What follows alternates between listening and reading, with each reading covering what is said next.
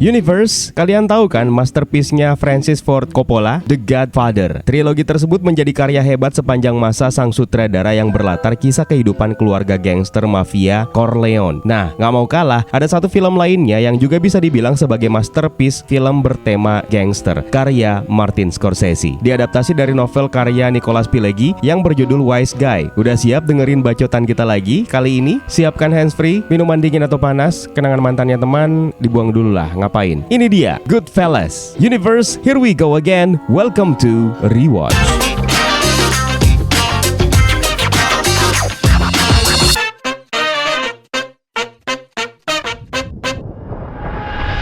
Sebelumnya kita sudah sempat bilang bahwa akan ada banyak film era tahun 90-an yang akan kita rewatch. Di era itu ada banyak sekali film dengan rating yang bagus dirilis. Salah satunya adalah karya Martin Scorsese yang satu ini, yang dirilis pada tahun 1990. Bisa dibilang sebagai jawaban atas kesuksesan dua film The Godfather sebelumnya. Film ini menghadirkan aktor legendaris Robert De Niro sebagai Jimmy Conway, Ray Liotta sebagai Henry Hill, Joe Pesci sebagai Tommy DeVito, Lorraine Bracco sebagai Karen Hill, dan ada kalian yang masih terus setia nontonin konten beginian. Belum nonton filmnya? Ditonton dulu deh. Saya nggak mau ngerusak faedah nonton film kalian, karena ini adalah full spoiler content.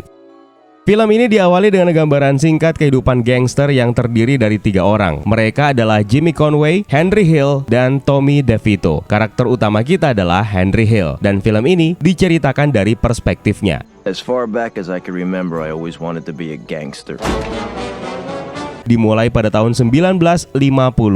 Henry Hill adalah seorang remaja yang setiap pulang sekolah selalu mampir ke pangkalan taksi untuk mencari kerja. Dia terpikat dengan kehidupan kriminal mafia gangster, di mana mindsetnya menganggap bahwa menjadi mafia itu jauh lebih hebat dibandingkan dengan menjadi presiden Amerika. Kehadiran mafia di lingkungan kelas pekerja Italia Amerika di Brooklyn, East New York membuatnya mengidam-idamkan menjadi bagian dari mereka, di mana mereka bebas melakukan apa saja tanpa ada yang melapor ke polisi dan tanpa ada yang mengganggu. Henry Hill ini adalah seorang anak dari keluarga sederhana. Ayahnya berdarah Irlandia dan ibunya keturunan Italia dari Sisilia. Di awal orang tuanya senang Henry mendapatkan pekerjaan part-time. Namun semuanya berubah ketika ayahnya mendapatkan surat pemberitahuan dari sekolahnya yang menyebut kalau Henry tidak lagi pernah masuk sekolah. Henry pun dihajar habis-habisan oleh ayahnya.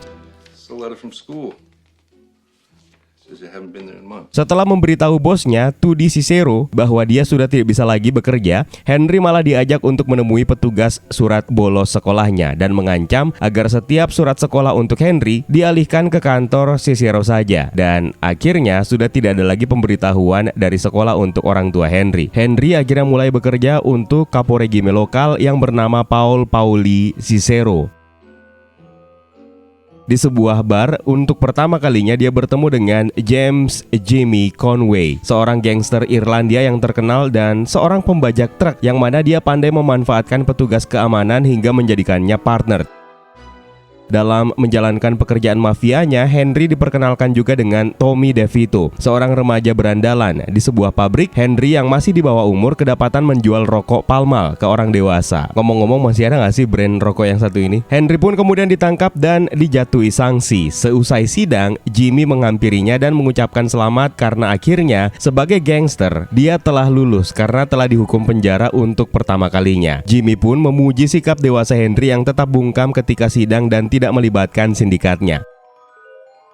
Pada tahun 1963, Henry dan Tommy DeVito kini sudah dewasa. Mereka besar dan menghabiskan waktu di dekat bandara Idlewild. Tempat favorit mereka melakukan perampokan ketimbang merampok Citibank. Di sini, Henry sudah mulai menjadi seorang fans untuk Jimmy Conway. Fans ini juga dikenal sebagai seorang receiver atau seorang mover atau moving man atau perantara antara pencuri dan pembeli barang curian yang tidak menyadari kalau barang yang dia beli itu adalah barang curian. Di bagian ini ada satu scene yang paling the best sih, ketika Tommy ngelawak di depan teman-temannya. Chemistry di antara Tommy dan Henry sangat menarik. Tommy ini adalah orang yang cerewet, bacot tapi darah tinggi, melukai orang bahkan bisa dianggap sebagai lelucon loh. Sementara Henry ketawanya itu menular kayak ketawanya Mimin Eva ya. Di satu malam di bar Copacabana, Henry dan Tommy melewatkan malamnya bersama dengan pasangan wanitanya masing-masing. Dari sinilah perspektif film diambil alih sementara oleh pasangan Henry yang bernama Karen Friedman. Tentu saja ini dibutuhkan dalam film ya. Setelah Henry memperkenalkan lingkungannya dan dirinya, Henry juga butuh diperkenalkan dari sudut pandang yang tepat, yaitu Karen Friedman yang merupakan calon istri Henry pada waktu itu. Karen ini adalah seorang wanita yang berasal dari keluarga Yahudi. Awalnya dia nggak begitu suka dengan Henry, apalagi Henry ini adalah gangster. Tapi perlahan dia sudah mulai tergoda dengan kehidupan glamor Henry hingga akhirnya mereka pun menikah. Sebelumnya Henry harus menutupi identitasnya terlebih dahulu sebagai umat Kristiani dan mengaku sebagai orang berdarah setengah Yahudi. Di pesta pernikahannya, akhirnya Karen diperkenalkan kepada seluruh anggota keluarga Pauli Cicero yang nyaris semua anggota keluarganya punya nama yang sama, yaitu Paul dan Peter, dan mereka juga menikahi semua wanita yang namanya sama, yaitu Mary. Jadi gampang banget ya untuk ngabsenin mereka satu persatu. Setelah menjalani pernikahan, orang tua Karen rupanya mulai tidak menyukai tingkah Henry yang pergi dan pulang seenaknya meninggalkan istrinya. Henry mulai sukses dengan bisnis mafianya bersama dengan Jimmy dan Tommy, tentu saja di bawah pimpinan Pauli atau Paul Cicero. Saking glamor dan kayanya, ketika Karen pengen minta uang belanja, dia tinggal menunjukkan ketebalan uang yang dia minta.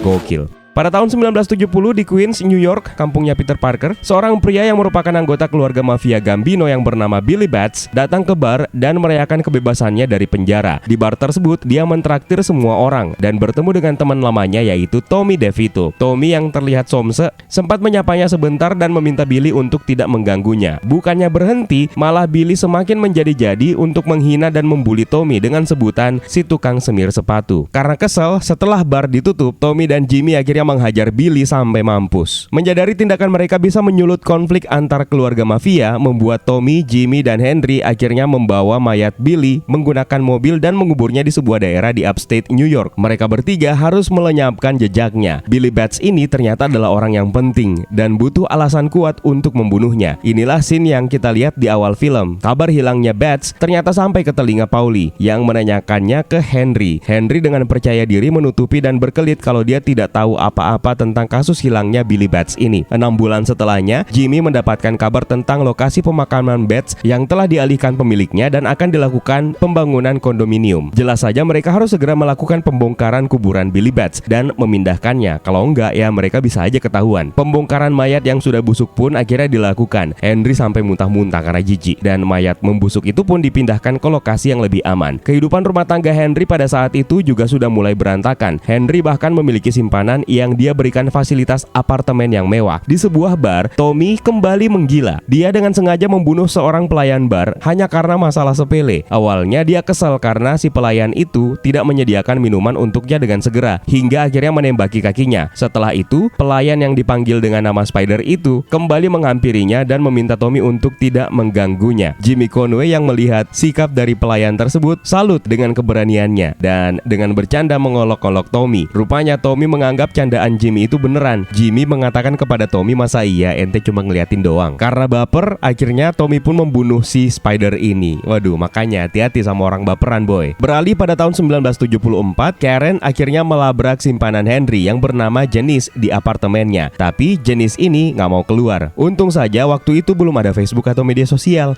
Bisa berabe urusan. Setelah itu, Karen kemudian menodongkan pistol ke kepala Henry yang baru bangun karena kecewa dan kesal telah diduakan. Setelah dibujuk, Karen akhirnya membatalkan niatnya membunuh Henry dan Henry yang kesal akhirnya menghajar istrinya itu. Kabar ini sampai di telinga Pauli setelah Karen berulang kali mengadu. Pauli mendatangi Henry dan menasihatinya untuk kembali ke Karen. Sebelum itu mereka harus menjalankan tugas terlebih dahulu yang diperintahkan oleh Pauli untuk menagih utang kepada seseorang di kebun binatang di Tampa. Ternyata orang yang mereka hajar itu punya saudari yang menjadi juru ketik di FBI. Perbuatan kriminal mereka akhirnya diliput oleh media cetak dan setelah Henry kembali ke Karen, Henry dan Jimmy akhirnya ditangkap dan divonis 10 tahun penjara. Pauli juga ditahan selama setahun. Selama di penjara, untuk menghidupi keluarganya, Henry memanfaatkan Karen, istrinya, untuk menyelundupkan narkoba untuk dijual ke sesama narapidana. Henry rupanya punya jaringan yang kuat di Pittsburgh dan juga dengan petugas sipir. Di satu hari, Karen mendapati daftar tamu penjara ada nama Janice Rossi di dalam daftar tersebut. Mereka pun akhirnya terlibat cekcok di ruang tamu penjara dan menjadi sorotan pengunjung dan narapidana lainnya.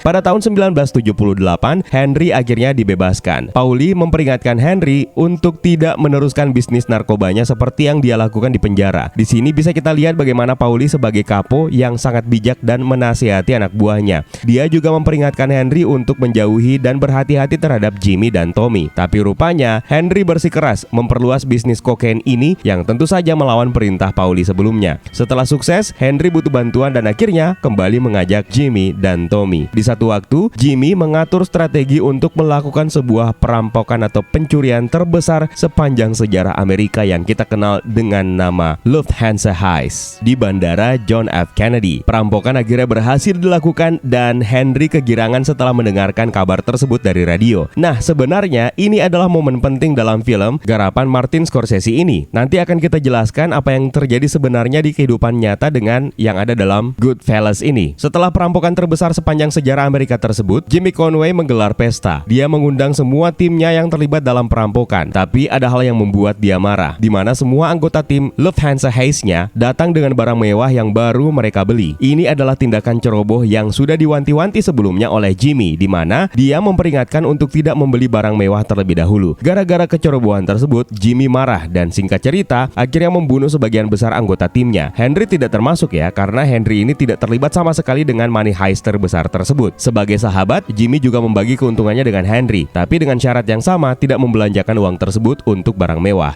Malah Henry pulang ke rumahnya dengan membawa pohon Natal termahal. Dalam voice-overnya, Henry malah berteori kalau sebenarnya Jimmy akan lebih baik membunuh mereka satu persatu daripada berbagi keuntungan dengan mereka. Setelah itu, Tommy DeVito akhirnya secara resmi diangkat menjadi anggota inti dari keluarga mafia Pauli. Tradisi mafia seperti ini dikenal dengan nama Mad Men. Di hari upacara pengangkatan atau pelantikannya, Tommy dijemput dan malah dibawa ke sebuah rumah kosong. Di tempat tersebut, Tommy akhirnya dibunuh. Jimmy yang penasaran dengan upacara pengangkatan Tommy berniat menelpon anggota Pauli dan mereka mengabarkan kalau ternyata Tommy sudah tewas. Ini membuat Jimmy akhirnya shock dan ternyata kematian Tommy ini adalah pembalasan atas kematian Billy Batts sebelumnya.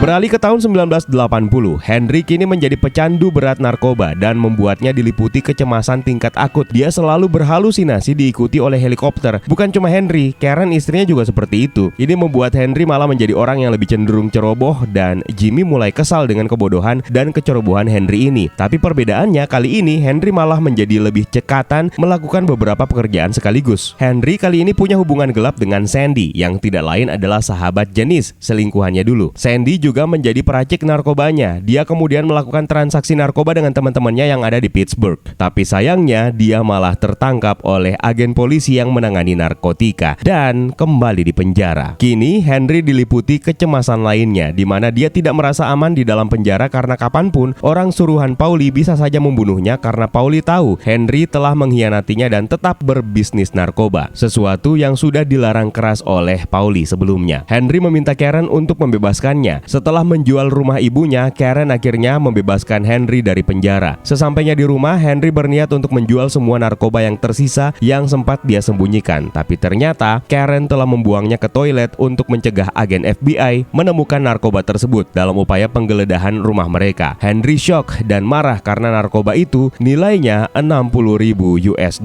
dan hanya itu satu-satunya harapan mereka untuk bertahan hidup. Akhirnya mereka jatuh miskin dan melarat. Henry kemudian menemui Pauli untuk meminta maaf karena telah mengkhianatinya dengan menjalankan bisnis narkoba. Tapi Pauli sudah terlanjur kecewa dan memberinya uang $3.200 dan memutus silaturahmi mereka.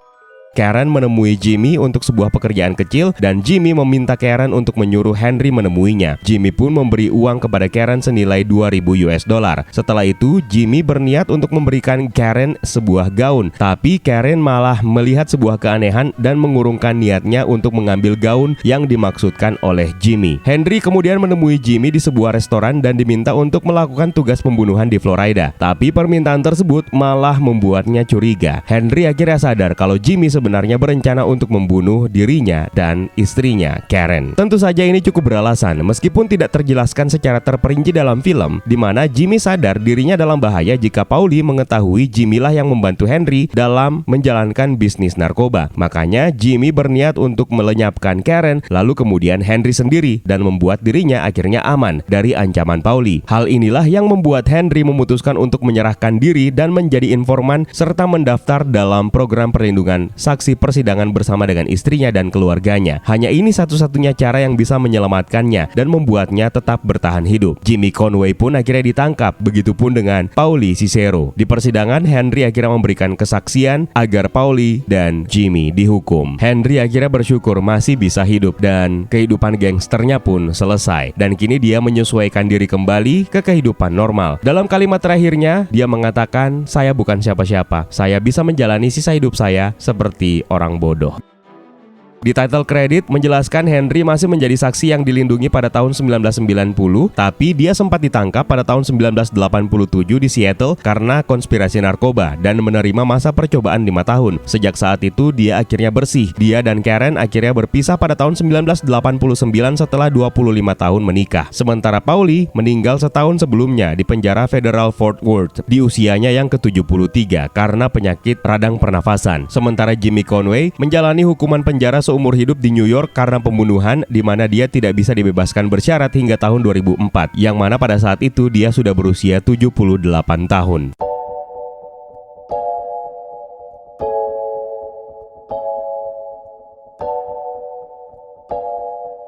Film yang satu ini termasuk yang spesial, utamanya bagi Martin Scorsese, karena Goodfellas ini dianggap sebagai film gangster terbaik yang pernah dia buat. Henry Hill adalah karakter nyata yang diadaptasi oleh Martin Scorsese ke dalam film. Buat kalian yang belum tahu, bukan cuma Goodfellas yang menggambarkan alur kehidupan seorang Henry Hill. Ada juga satu film lainnya yang berjudul My Blue Heaven yang menceritakan kehidupan Henry Hill setelah program perlindungan saksi yang terlihat di ending Goodfellas. Apa yang terjadi kepada Henry setelah program perlindungan saksi yang dia ikuti? Jadi dia ditangkap lagi pada tahun 2001 atas tuduhan terkait narkoba di Seattle, di mana dia pada saat itu menjalani hidup dengan identitas baru. Setelah itu dia mengaku bersih, tapi ditangkap lagi pada tahun 2004 setelah meninggalkan barang bawaannya di Bandara Lee Bird Field di Nebraska yang berisi alat pemberi obat dan tabung kaca yang berisi kokain dan sabu. Dia kemudian dijatuhi hukuman 180 hari penjara karena percobaan kepemilikan metamfetamin dan kemudian 4 tahun masa percobaan. Dia ditangkap lagi pada tahun 2009 karena perilaku tidak tertib dan menolak penangkapan yang dia kaitkan dengan masalah minuman. Dia juga bekerja sebagai koki di sebuah restoran Italia di Nebraska dan akhirnya membukanya sendiri, tepatnya bernama Wise Guy di Connecticut pada tahun 2007. Tapi akhirnya tutup di bulan berikutnya setelah tragedi kebakaran. Dia akhirnya meninggal pada tahun 2012 karena komplikasi penyakit jantung. Nah, sekarang coba kita lihat kembali momen paling besar dalam film ini, yaitu Money Heist yang dilakukan oleh Jimmy Conway. Dalam kehidupan nyata, nama asli dari Jimmy Conway adalah Jimmy Burke. Sama seperti dalam film, di kehidupan nyata juga dia dianggap sebagai dalang di balik pencurian tersebut, tapi tidak pernah secara resmi didakwa sehubungan dengan itu karena tidak ada cukup bukti untuk melakukannya. Jimmy Burke membangun timnya yang dibentuk oleh Tommy DeSimone, yang kalau dalam film namanya diubah menjadi Tommy DeVito, Angelo Sipi, Louis Cavora, Joey Manry, Paulo Licastri, dan Robert McMahon sebagai perampok, dan putranya bertugas sebagai driver, dan Pernell Stacks Edwards bertugas untuk menyingkirkan Van. Uang yang diterima masing-masing tergantung pada peran mereka dalam perampokan. Goodfellas tidak pernah memperlihatkan scene pencurian yang sebenarnya. Film ini hanya berfokus kepada reaksi Henry ketika mendengarkan berita tentang kejadian tersebut. Jadi kita tidak bisa membandingkannya. Sebagian besar rencana Jimmy Burke berjalan seperti yang diharapkan, tapi karena Edwards gagal menyingkirkan Van, inilah yang membuat FBI berhasil mengidentifikasi kru Jimmy Burke sebagai tersangka. Paul Vario, yang kalau dalam film ini bernama Paulie Cicero, memerintahkan Tommy DeSimone untuk membunuh Edwards, dan itulah awal dari serangkaian pembunuhan terhadap kru yang terlibat dalam perampokan Money Heist yang dirancang oleh Jimmy Burke tersebut.